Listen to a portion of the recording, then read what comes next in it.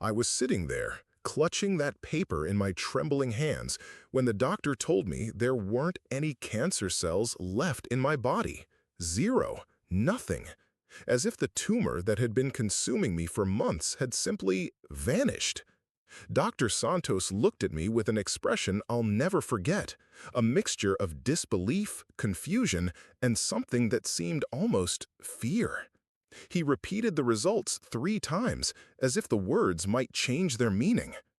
But it was at that moment when I looked up and saw a nun at the end of the hall holding a rosary and looking at me with a motherly smile that I understood that something much bigger than medicine had happened in my life. Let me go back to the beginning, because this story, it needs to be told from the first day everything fell apart. My name is Charles. I'm 52 years old, and I've always been a practical man. I worked my whole life as an electrician, building, fixing, solving problems with my own hands. I wasn't much of a churchgoer, to be honest.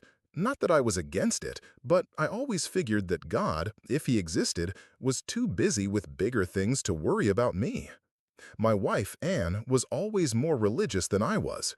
She had a small statue of the Virgin Mary on our dresser, an heirloom from her mother, and sometimes I'd see her whispering prayers in front of that 4-inch tall saint. Anne passed away 3 years ago, a victim of a sudden stroke, out of the blue. One day she was making breakfast, laughing at some silly thing on TV, and the next, silence. The world stopped. Our 2 children, Mark and Paula, were in college, trying to build their own lives, and suddenly I found myself alone in that house that echoed with memories in every corner. It was after Anne's death that I started feeling that strange pain in my chest. At first, I thought it was a broken heart, literally. You reach a certain age and you start interpreting every ache as a sign that the machine is failing. But this pain was different. It was as if something was growing inside me, occupying a space that wasn't its own. I swallowed hard for months, taking painkillers and pretending everything was fine. The kids called every weekend, but I didn't want to worry them. Mark was finishing up engineering, Paula was studying nursing, ironic as you'll see. They had their own battles to fight, their own college anxieties, their first boyfriends, their uncertainties about the future. I wasn't going to be the dad who burdens his kids with health problems. But the pain wouldn't let up. It was a constant squeezing sensation, like someone was tightening a screw inside my chest, turning slowly, without haste, but never stopping. At night, when I lay in the bed I had shared with Anne for 27 years, the silence was deafening, and the pain seemed to scream louder. It was a Monday in March, after a whole night without being able to sleep, that I finally went to see Dr. Miller, my doctor for 15 years. He's one of those old-school doctors, the kind who still examines you while looking you in the eye, who talks before he prescribes. When I described the symptoms, I saw something in his eyes that made me swallow hard. "Charles, let's run some tests. It's probably nothing serious, but it's best to investigate." Probably nothing serious. That phrase echoed in my head all week while I waited for the results. Anyone who's been through this knows that a week waiting for test results can feel like a whole year. You wake up thinking about it, you have lunch thinking about it, you try to watch TV, but your mind always goes back to that moment when the phone will ring. The phone rang on a Wednesday at 2 in the afternoon. I was fixing the wiring in a house when I felt my phone vibrate in my pocket. It was Dr. Miller. His voice was different, more serious, more cautious. "Charles, can you come in today? We need to talk about your tests." The world wobbled beneath my feet. It wasn't his words, but the tone. After 15 years of being my doctor, I knew every nuance of Dr. Miller's voice. That wasn't the tone of "everything's fine." That was the tone of "sit down, because what I'm about to tell you is going to knock you down." 2 hours later, I was sitting in that blue plastic chair that every doctor's office seems to have, looking at X-rays pinned to a view box. Dr. Miller pointed to a whitish spot on the right side of the image. "Charles, you have a lung tumor. It's large, it's advanced, and we need to start treatment immediately." Cancer. The word everyone's afraid to hear. The word we whisper when someone we know receives the diagnosis. The word that suddenly was being applied to me. Funny how the mind works in these moments. While Dr. Miller was explaining about stages, treatments, chemotherapy, radiation therapy, my mind wandered to a Sunday afternoon 3 years ago when Anne and I were watching a TV show about miracles. She commented, "Imagine if one day we needed a miracle." I laughed and said, "Anne, miracles are for movies. In real life, we solve things with work and medicine." How wrong I was. I left the office in a state I don't know how to describe. It was like I was floating, but at the same time feeling heavier than ever. I drove home on autopilot, parked in the garage, and sat there for I don't know how long, just breathing. I needed to call the kids. That was the part that hurt the most. How do you call your children and say, "Look, besides losing your mother 3 years ago, now you might lose your father too"? How do you break the hearts of the people you love most in the world? Mark answered on the second ring. He's always anxious, my son. When I told him, there was a long silence on the other end of the line. Then his voice, trying to sound strong, "Dad, we're going to fight. You're not alone." Paula cried. Even as a nursing student, even knowing the procedures and statistics, she cried like the little girl she still was in many ways. But after the tears came the determination. "Dad, I'll drop out of school for the semester and stay with you." "No way," I replied. "You two are going to continue your lives. I'll be fine." Lie. I didn't know if I'd be fine. Actually, I was terrified. Treatment began the following week at St. Luke's Hospital, an imposing concrete and glass building that looked more like a medical fortress than a place of healing. The hallways were long, white, illuminated by fluorescent lights that made everything seem artificial, distant from real life. The first chemotherapy session was an experience I'll never forget. You sit in a recliner with a needle in your arm while a clear liquid slowly enters your veins.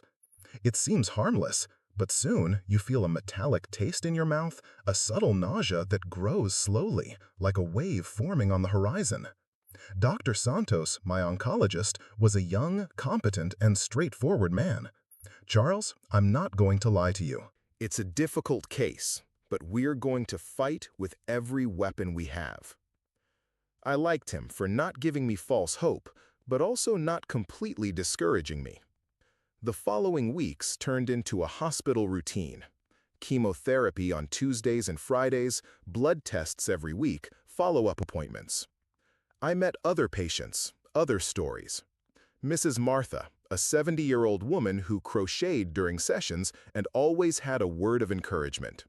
Mr. John, a retiree like me, who told bad jokes to lighten the mood. Good people, courageous people, people who faced the disease head-on. But there were also those who couldn't, those who arrived with empty eyes, lost in their own inner battle. I tried not to let myself be contaminated by the despair of others, but sometimes it was difficult. It was on one of those afternoons, after a particularly difficult chemotherapy session, that I had my first real encounter with the image of the Virgin Mary in the hospital. I was feeling particularly nauseous, staggering down the hallway toward the bathroom, when I noticed a small makeshift chapel on the side of the oncology floor.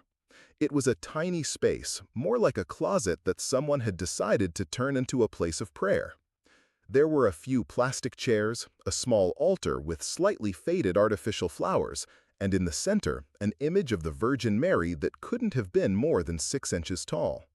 The saint was there, with her serene expression, her hands clasped, looking ahead with that calm that only religious images can convey.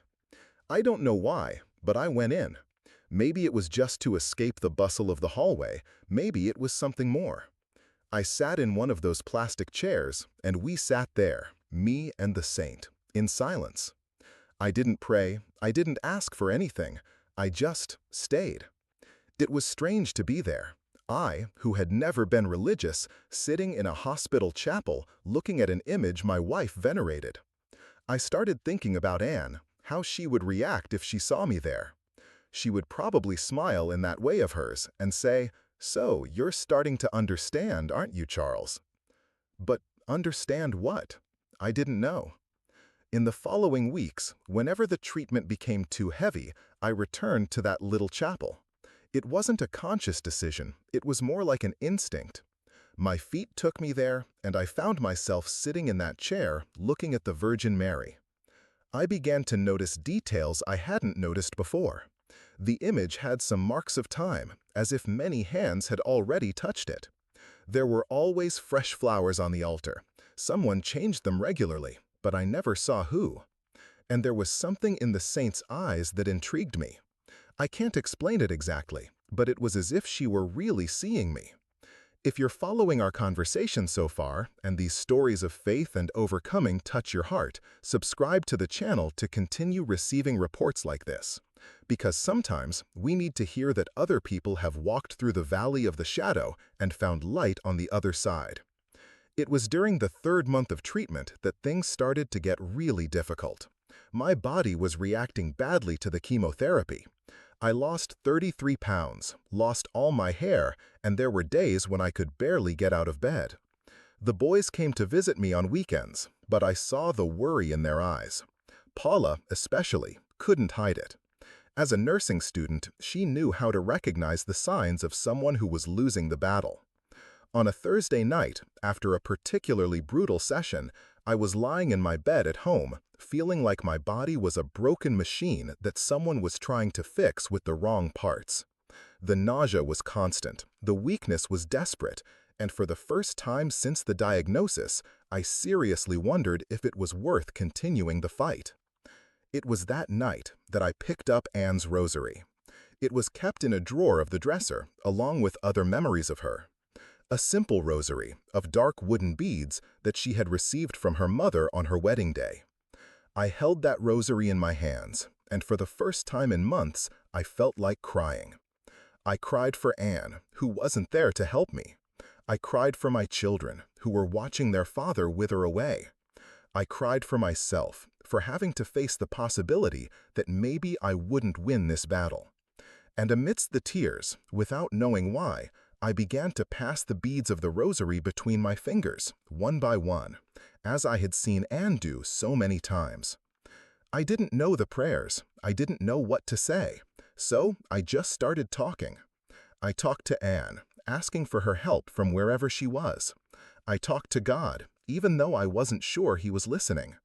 And I talked to the Virgin Mary, the one in the hospital chapel, asking her to intercede for me.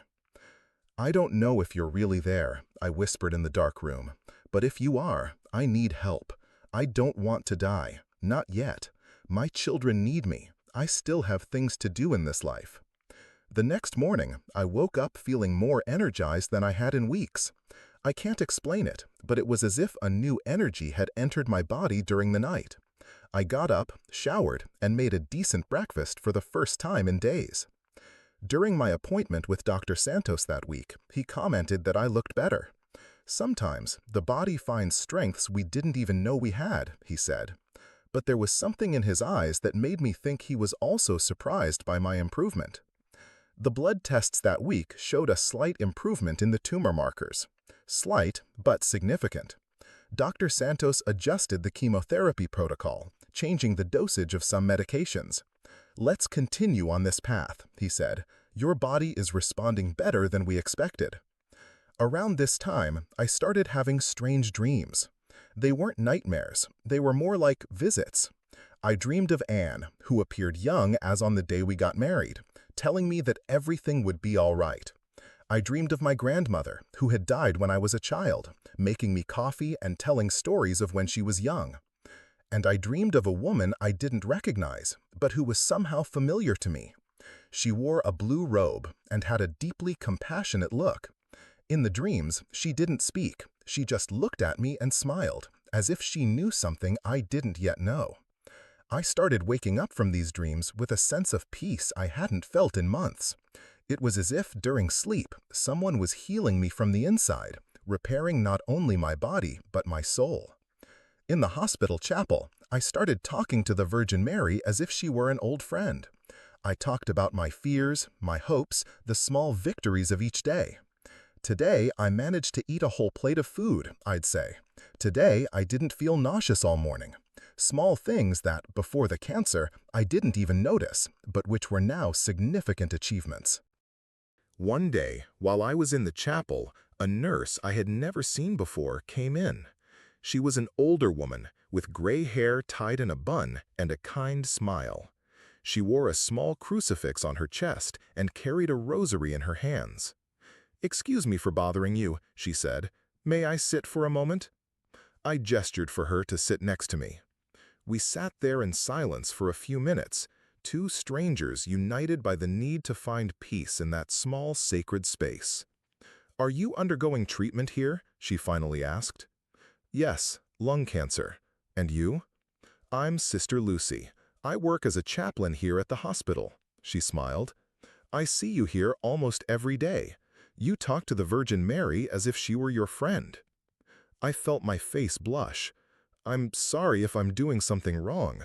I'm not very religious. I don't know the right prayers." "There's no wrong prayer when it comes from the heart," said Sister Lucy. "The Virgin Mary hears all the conversations, all the tears, all the requests. It doesn't matter if you know the beautiful words or not." That conversation deeply touched me.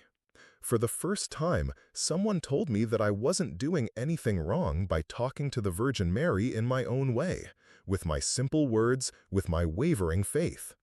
He asked for the tests to be repeated the following week, to be sure. But I already knew. Deep down, I already knew that something extraordinary had happened. I left his office in a state of shock. I walked down the hospital corridors as if I were floating.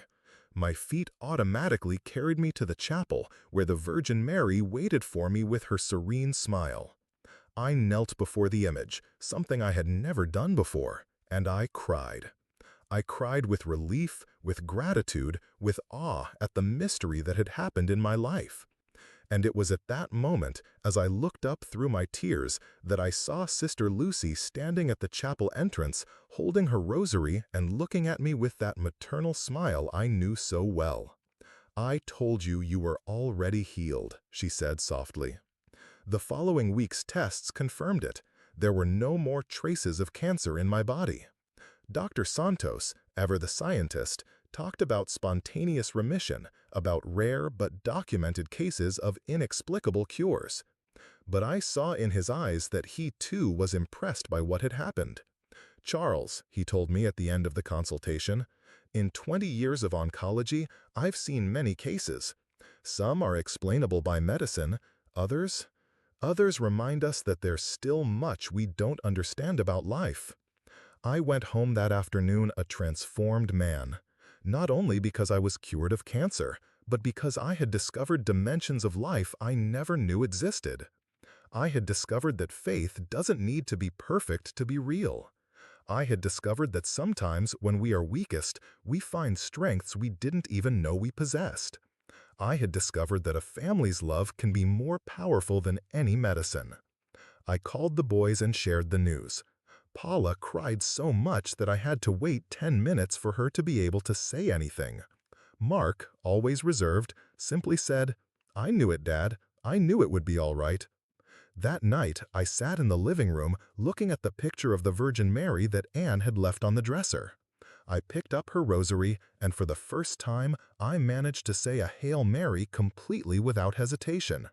"Thank you," I whispered, "for everything. For the second chance, for the lessons, for the faith you gave me. I promise I won't waste this new life I've been given." Today, 2 years later, I volunteer at St. Luke's Hospital. I help other oncology patients, listen to their stories, share mine. I take people to the chapel when I see they need a moment of peace. And every week, without fail, I sit in that same plastic chair in front of the Virgin Mary, and we talk. Because that's what I learned. Faith isn't about having all the answers. Faith is about trusting that even when we don't understand, we're not alone. Faith is about discovering that love, divine and human, is stronger than any disease, any fear, any despair. I can't scientifically explain what happened to me. Doctors call it spontaneous remission. Others call it a miracle. I prefer to call it grace. The grace that was granted to me not only to live a few more years, but to live better, with more purpose, with more love, with more faith. My sons are now grown and independent, but our relationship is closer than ever. Paula specialized in oncology and says my story was one of the inspirations for her choice. Mark got married last year, and in his wedding speech, he said he had learned from me that sometimes the most difficult moments in life are the ones that teach us the most about what truly matters. The picture of the Virgin Mary remains on the dresser, now with fresh flowers that I change every week. And sometimes, when the house is very quiet, I can swear I feel Anne's presence there beside me, whispering that she always knew I would find my way. This is my story, a story of sickness and healing, of despair and hope, of doubt and faith. A story that taught me that miracles aren't just extraordinary events that happen to other people. Sometimes, the miracle is discovering you're stronger than you thought. Sometimes, the miracle is finding peace in the midst of the storm. Sometimes, the miracle is simply waking up the next day with gratitude in your heart and a willingness to love more.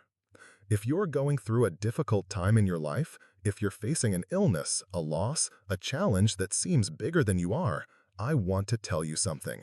You're not alone.